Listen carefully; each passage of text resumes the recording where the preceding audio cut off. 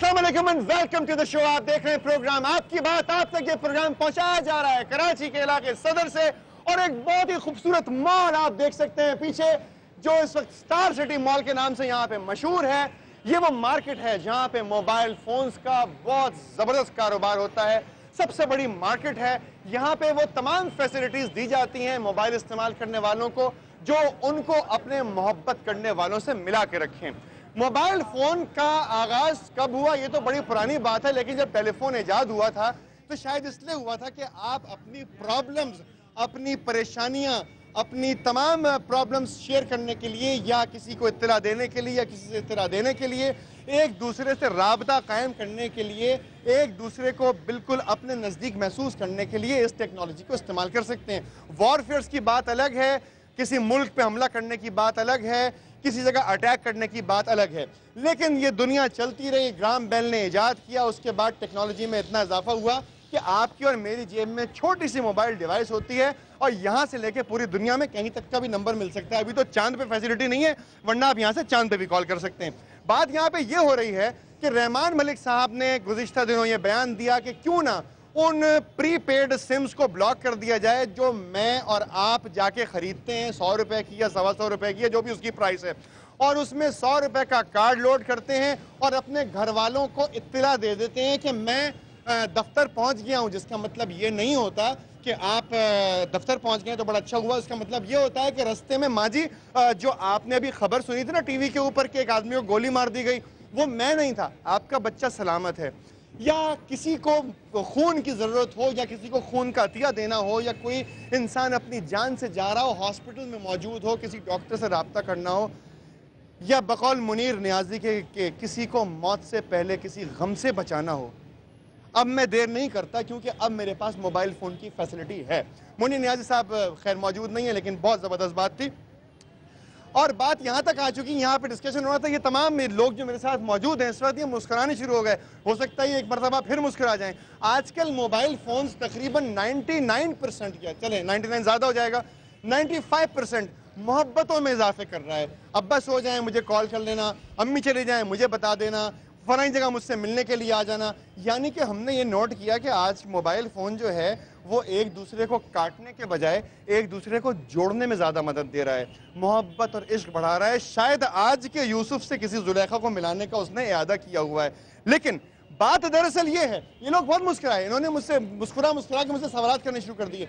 इस मौजू पे हम डिस्कशन करेंगे कि क्या हमारे पास इतनी ताकत है कि हम उन सिक्योरिटी के मसाइल को हल कर सकते हो, या चंद मुजरिमों की वजह से उन तमाम लोगों से वो फैसिलिटी छीन लें कि जो शायद किसी की जान बचाना चाहते हैं। इस मौजू पे हमने बात करने के लिए एक आईटी एक्सपर्ट, जो कि टेलीफोन इंडस्ट्री के भी एक्सपर्ट हैं, टेलीकॉम के एक्सपर्ट हैं, उनको हमने दावत दी है। जनाब रेहान अल्लाह वाला साहब, जहाँ पे हो आपको मेरी आवाज़ आएगी। रेहान साहब, I would like to call you upon here. Rehan साहब thank you very much, please ज़रा ज्वाइन कीजिएगा। रेहान साहब थैंक यू वेरी मच, आप तशरीफ़ लाए, आपने अपना वक्त हमें इनायत किया।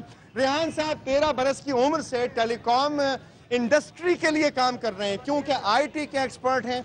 टेलीकॉम के अंदर क्या क्या जिद्दतें आ सकती हैं, किस तरीके से इस्तेमाल हो सकता है, ये तो रेहान साहब हमें बताएंगे। हमने इस प्रोग्राम में दावत दी है जनाब अहमद शनॉय साहब को। आप CPLC कराची के चीफ हैं, जो भी वारदातें वगैरह होती हैं उनके ऊपर कड़ी निगरानी रखते हैं। हमने कोशिश की कि आरिफ निज़ामी साहब की बात आप तक पहुँचाएं। उन्होंने बेहतरीन मकाला लिखा, कुछ ही वक्त में मुझे अभी बताया गया कि ट्रैफिक जाम में हैं और वो पहुंच रहे हैं, किसी वक्त पहुंच जाएंगे। अहमद शनॉय साहब का इंतजार है। आरिफ निज़ामी साहब ने भरपूर तरीके से एक ज़बरदस्त मकाला लिखा। एक दो लाइंस आपको बता दूं, उसके बाद आपकी जहमत तमाम, में इससे ज़्यादा आपको जहमत नहीं दूंगा। वो कहते हैं कि following throwing a baby with both water, वो कहते हैं methodology, mister Malik next move could perhaps to crack down on other important elements of infrastructure. For example, the terrorists could use motorway for traveling. तो आप इसको block क्यों नहीं कर देते? कहने का मकसद यार निज़ामी साहब, आपका बहुत शुक्रिया कि आपने हमारी पूरी कौम को एक ज़बरदस्त मैसेज दिया। मलिक साहब से आज खिताब किया जा रहा है। मलिक साहब, कल को आप कहेंगे कि मोटरवे जो है वो टेररिस्ट इस्तेमाल कर रहे हैं, मोटरवे बंद कर दो।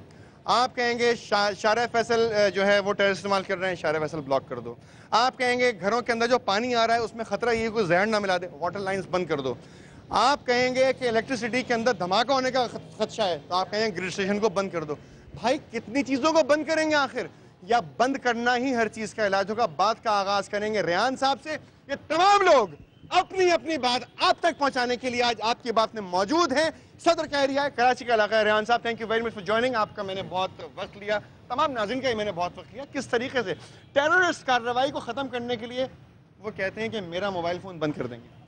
शुक्रिया बहुत बहुत वक्त देने के लिए। बंद करने के लिए हमने पहले इंटरनेट को बंद किया, गूगल को बंद किया, यूट्यूब को बंद किया, फिर बड़ी मुश्किलों से उसको दोबारा खुलवाया। तो बच्चा जब अगर शैतानी करता है तो उसको अगर अलमारी में बंद कर दें तो वो शैतानी तो नहीं तो और शैतान बन जाएगा। सो अगर किसी चीज़ को बंद ही करना है तो सबसे पहले पिस्तौल को क्यों नहीं बंद किया गया अभी तक? भाई पिस्तौल बंद होनी चाहिए। उठाएं और उठाएं, बताएं बताएं बताएं, तालियां बजा के बताएं भाई, जोर जोर से। Look at this, yes. हर रोज़ हादसाती तौर पे और इंटेंशनली और अनइंटेंशनली। देखिए पिस्तौल बंद करें, मेरी लाइट ना बंद करें प्लीज। वहां से देखें, लाइट बंद हो जाएगी तो ये पिस्तौल भी बंद हो जाएगी जी। तो हर रोज़ हादसाती और इंटेंशनली कितने लोगों को पिस्तौल की वजह से मारा जाता है? उसके लिए पिस्तौल क्यों नहीं बंद की गई?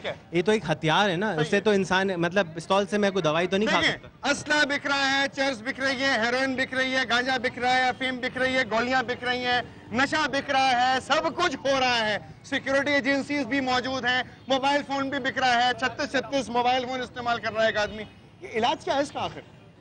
देखिए, जो प्रीपेड से पोस्ट पेड जाने के लिए जो कोशिश की जा रही है, या उनका इरादा या ख्याल, मेरे ख्याल में तो दिया गया था, आइडिया दिया गया था। हाँ, और कैमरे की तरफ आ जाएं जी। जी जी जी। उसकी जो वजह है वो ये है कि आप ट्रैक कर सकें कि मोबाइल किसके नाम पर है और वही आदमी चलाए। सही। नादरा के पास सारे हमारे लोगों के, जितने पाकिस्तानी शहरी हैं, उनके शनाख्ती कार्ड की फ़ोटो भी मौजूद है और हमारा थंबप्रिंट भी मौजूद है। तो किस तरीके से पॉसिबल है कि आपके नाम की सिम मेरे पास चल जाए? अगर टेक्नोलॉजी में मुमकिन है, टेक्नोलॉजी हमारे पास है, ऐसा हो सकता है कि मेरी सिम आपके पास आ जाए? बताए ना, नहीं हो सकता रेहान मलिक साहब ऐसा। तो अगर हम यहाँ से एक अदद SMS भेजते हैं, 2 सेकंड के बाद अमेरिका जा सकता है, और इतनी स्पीड हमारे पास इस दुनिया में आज मौजूद है, तो क्या हमारे पास इतनी टेक्नोलॉजी नहीं है कि हम नादरा से डेटा लेके? क्या हो सकता है? इलाज यही है कि इंटीग्रेशन को बेहतर किया जाए, और अगर आपको ताइवान के अंदर इदारों को अपना काम जिम्मेदारी से अदा करना पड़ेगा। ताइवान टेक्नोलॉजी आने के बाद उसे इस्तेमाल करने की सलाहियत भी होनी चाहिए। जी बिल्कुल। ताइवान के अंदर प्रीपेड सिम के लिए खोलने के लिए 2 दिन दरकार होते हैं प्रीपेड के लिए। हमारे दिन तो प्रीपेड सिम उसी वक्त चल रही होती है। तालियां, बहुत जोर से तालियां भाईजान, तालियां। ताइवान जैसे मुल्क के अंदर 2 दिन चाहिए होते हैं। अगर आपको सिम चाहिए तो 2 दिन के बाद खुलेगी। रेहान साहब, आपकी बात जारी है, मैं जरा आपसे पूछना चाहता हूँ, जनाब बड़म्बर साहब बताएं। मैं ये बताना चाहता हूँ, मैंने इस सिलसिले में बहुत वर्किंग की है। मैं ये कहना चाहता हूँ कि पुलिस, CID, क्राइम ब्रांच के अलावा FIA मौजूद है, नादरा मौजूद है। जी। आपको ये तो पता चल गया कि 70 लाख सिमें गैर कानूनी है। उनमें से आपने कितनी सिमें ब्लॉक की? इंफॉर्मेशन के ऊपर भरपूर तालियां। 70 लाख सिमें गैर कानूनी है। यस। क्या आपके इल्म में है कि 70 लाख सिमें गैर कानूनी है? आप बताएं, आपने उसमें से 15 लाख क्यों बंद की, बाकी सिमें क्यों ब्लॉक नहीं हुई? जवाब दे सकते हैं आप इस सवाल का? तो जरूर जवाब दीजिएगा। मजीद सवाल?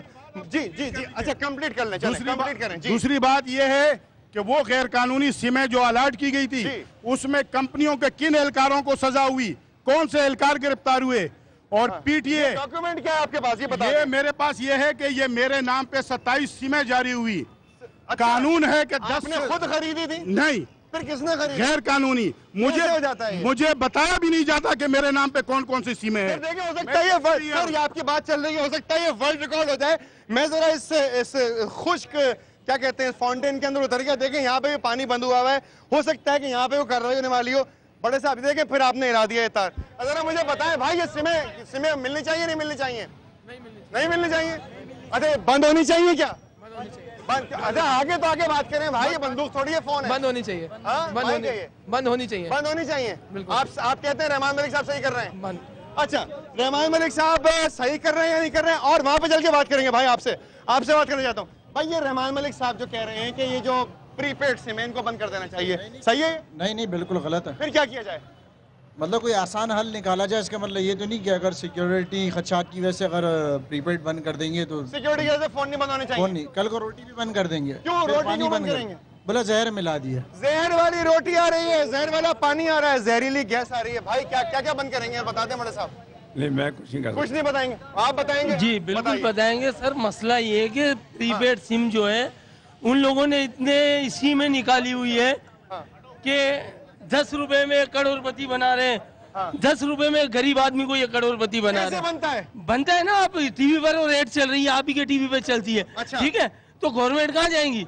वो तो करप्शन में। सिक्योरिटी का जिम्मेदारी उन्हें की बात मुझे बताएं, सिक्योरिटी की जिम्मेदारी फोन इस्तेमाल करने वाले पर है या सिक्योरिटी की जिम्मेदारी फोन इस्तेमाल करने का लाइसेंस देने वाले पर है? फोन इस्तेमाल लाइसेंस देने वाले पर है। लाइसेंस देने वाले पर है। लाइसेंस की बात आ चुकी है, लाइसेंसिंग अथॉरिटीज को ये बात माननी पड़ेगी। आपसे बात करूंगा एक ब्रेक के बाद।